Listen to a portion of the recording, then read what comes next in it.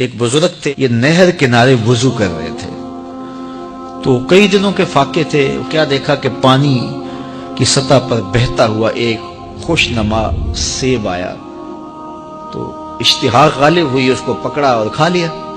جب کھا چکے تو پھر خیال آیا یہ تو میرا تھا ہی نہیں، یہ تو مال لقطہ تھا، تو میں نے اس کو کھا لیا، اب اس کا مالک کیسے ملے؟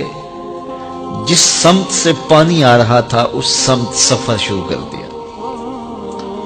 کئی دنوں کی مسافت کے بعد دیکھا کہ ایک باغ ہے جس کی شاخیں اس پانی کی طرف لٹک رہی ہیں۔ سمجھ گئے کہ یہیں سے گرا ہوگا اور میں نے کھا لیا۔ خیر باغ میں پہنچے، مالک سے ملے، کہا کہ یوں میں نے ایک سیب کھا لیا ہے اور میرا غالب گمان یہ ہے کہ اس باغ کا وہ سیب تھا، تو میں معافی مانگنے آیا ہوں، یا پھر بتائیں کہ اس کا ہرجانہ کیا ہوگا۔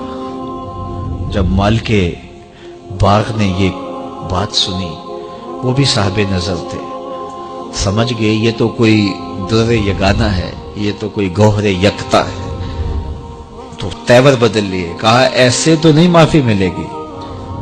کہا حضرت کیسے ملے گی؟ کہا 12 سال تک میرے باغ کی گوڈی کرنا پڑے گی۔ اللہ اکبر، اور ایک شرط اس کے علاوہ ہوگی۔ کہا ٹھیک ہے، میری غلطی تو معاف ہو جائے گی نا۔ 12 سال تک باغ کی گوڈی کرتے رہے۔ ایک دن فرمانے لگے وہ صاحب باغ جو تھے کہ سیب توڑ کے لاؤ، مہمان آئے ہیں۔ تو وہ سیب توڑ کے لائے تو وہ کچے ہی تھے، تو کہا تم 12 سال ہو گئے ہو سیبوں کے باغ میں رہتے ہوئے، تمہیں پتہ نہیں کہ کچے سیب اور پکے سیب کیسے ہوتے ہیں؟ کہا حضرت مجھ سے قسم لے لیجئے 12 سال میں ایک دفعہ بھی نظر اٹھا کے سیبوں کی جانب نہیں دیکھا۔ ایک سیب کھایا تھا، میں تو اس کی سزا بھگت رہا ہوں، میں تو گوڈی کرتا ہوں، اوپر کبھی نظر بھی میں نے نہیں اٹھائی۔ سینے سے لگا لیا، کہا ایک شرط تمہاری پوری ہو گئی، اب دوسری شرط ہے کہ میری ایک بیٹی ہے جو آنکھوں سے نابینا ہے، کانوں سے بہری ہے، بول سکتی نہیں، اور وہ اپاہج بھی ہے، چل بھی نہیں سکتی، اس سے تمہارا نکاح کرنا چاہوں، اگر تمہیں قبول ہے تو معافی ہو جائے گی۔ کہا ٹھیک ہے جی قبول ہے، میرا گناہ معاف ہو جائے، میں زندگی کاٹ لوں گا، کوئی بات نہیں ہے۔ خیر نکاح ہو گیا۔ کہا کہ یہ کمرہ ہے، یہاں آپ کی زوجہ آپ کی منتظر ہے۔ جب وہاں گئے تو ایک خوبرو دوشیزہ منتظر تھی، تو فوراً پلٹے کہ میں غلطی سے کسی اور کمرے میں آ گیا ہوں۔ پلٹتے ہوئے دروازے کی چوگاٹ سے سر پھٹ گیا، خون بہنے لگا۔ جب باہر آئے تو صحن میں پہنچے تو وہ بزرگ وہاں تھے۔ کہا کیا ہوا؟ کہ حضرت ایک غلطی کی سزا اتنی کاٹی، اب کہیں دوسری غلطی نہ ہو جائے، وہ تو کوئی اور ہے خاتون۔ کہا وہی تمہاری زوجہ ہے۔ تو میں بتاؤں کہ وہ بہری کیوں ہے؟ آج تک اس نے غیر محرم کی آواز نہیں سنی۔ تو میں بتاؤں کہ وہ بول کیوں نہیں سکتی؟ آج تک اس نے غیر محرم سے کلام نہیں کیا۔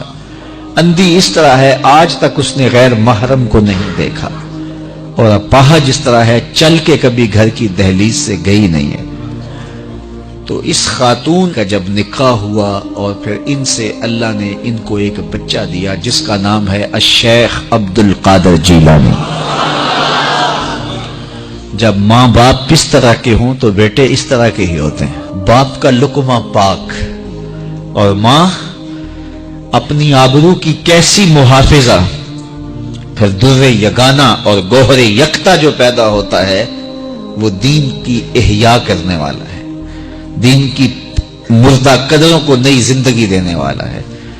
حضرت ملا علی قاری لکھتے ہیں کہ حضور غوث اعظم جب مجلس واعظ کرنے بیٹھتے تو 70 ہزار کا اجتماع آپ کے مجمع میں ہوتا، اور عمومی طور پہ اللہ کی رحمتوں کے حوالے سے بات کرتے، اور جس دن آپ اللہ کے قہر، غضب اور جلال کی بات کرتے کئی جنازے اٹھتے۔ یہ آپ کی گفتگو کے اندر عصر کا رنگ اور شیرینی تھی۔ اللہ اکبر۔ تو باپ دیکھیے کہ رزق کے معاملے میں کتنا محتاط ہے، اور ماں دیکھیے اپنی عصمت کی کتنی حفاظت کرنے والی ہے۔ مائیں بچوں کی تربیت کرتی ہیں، ماؤں کے ذریعے سے پاکیزہ صرف بچے جنم لیتے ہیں، تو لہٰذا ماؤں کو اچھی تربیت کا حامل ہونا چاہیے تاکہ وہ آگے اچھی تربیت خود کر سکے۔